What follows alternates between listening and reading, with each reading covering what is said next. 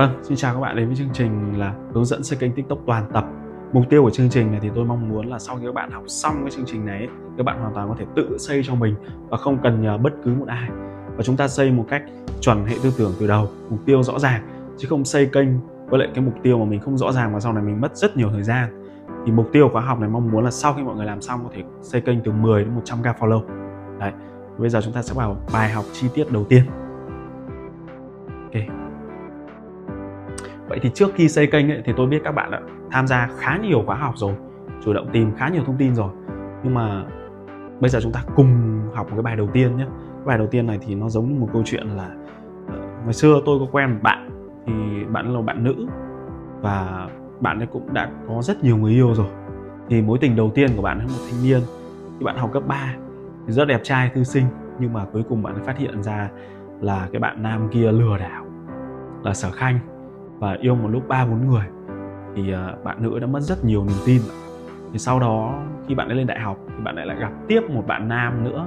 Bạn nam này thì không còn thư sinh nữa bạn này thì khá là man.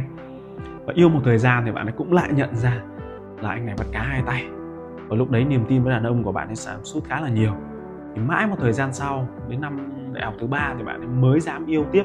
Và lúc này cũng là một thanh niên khác, nhưng mà lại là đeo kính và hiền hậu hơn rất là nhiều. Và sau khi yêu thì bạn ấy phát hiện ra bạn nam này không ngoại tình đâu bạn, nhưng mà bạn ấy bị gay.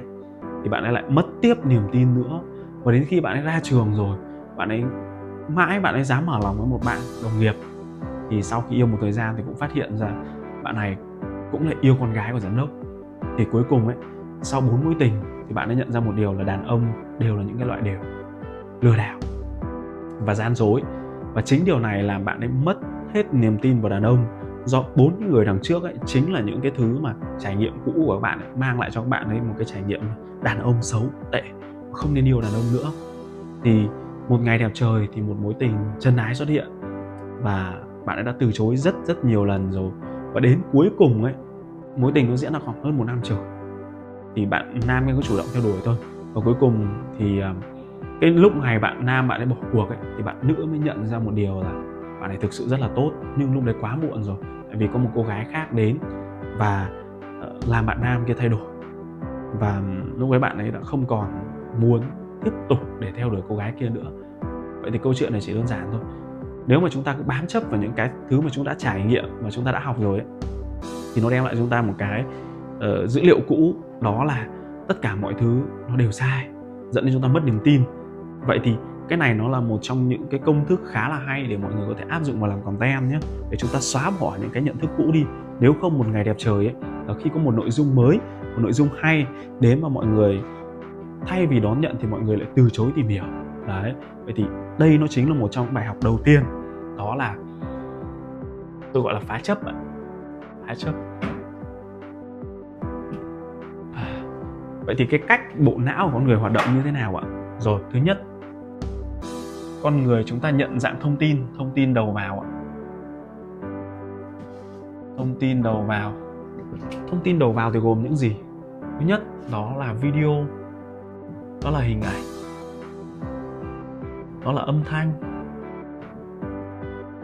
nó có thể là mùi vị, nó có thể là màu sắc, đấy, nó có thể là cảm giác. Vậy thì đây là những dữ liệu đầu vào ạ. Những dữ liệu đầu vào của thế giới đó, nó đi thông qua những phương tiện gì? Nó đi vào não của mình. Nó thông qua gọi là 6 căn.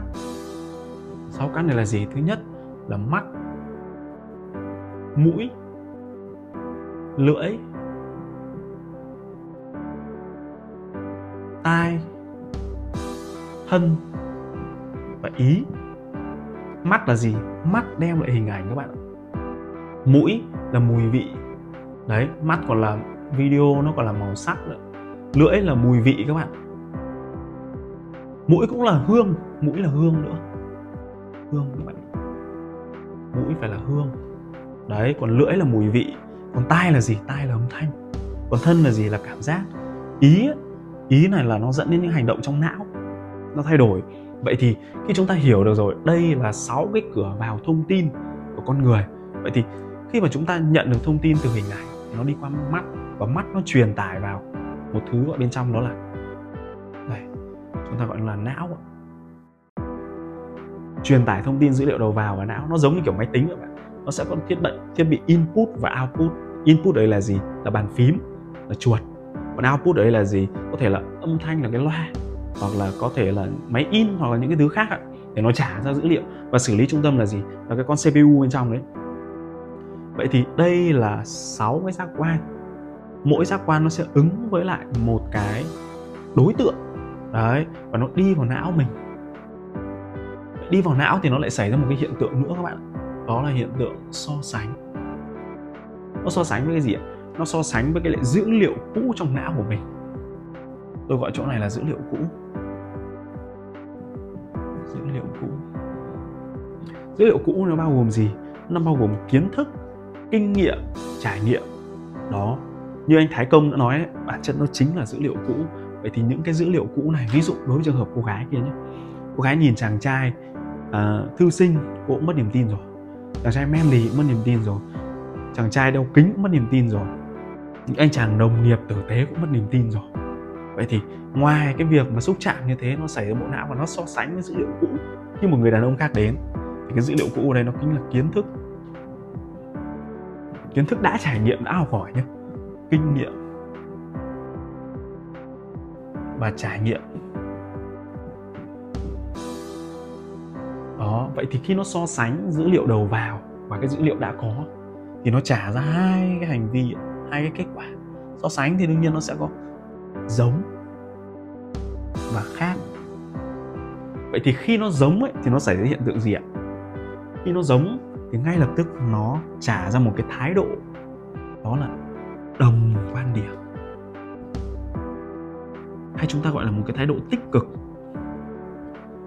Vậy thì khi tích cực ấy thì ngay lập tức họ sẽ đón nhận, họ bảo nghe, lúc này nghe để đón nhận.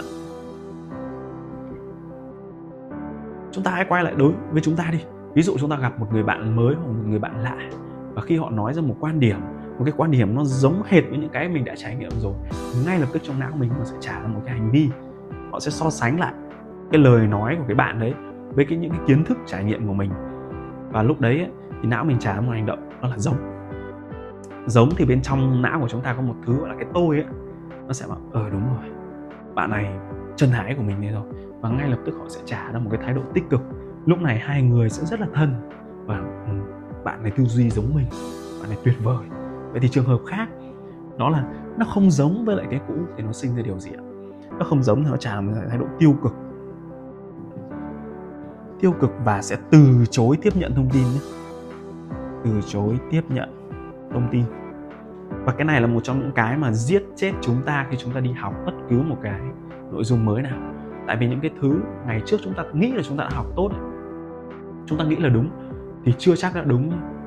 Những cái thứ của số đông nói ấy, thì chúng ta hãy tự tư duy thử xem, chưa chắc nó đã đúng.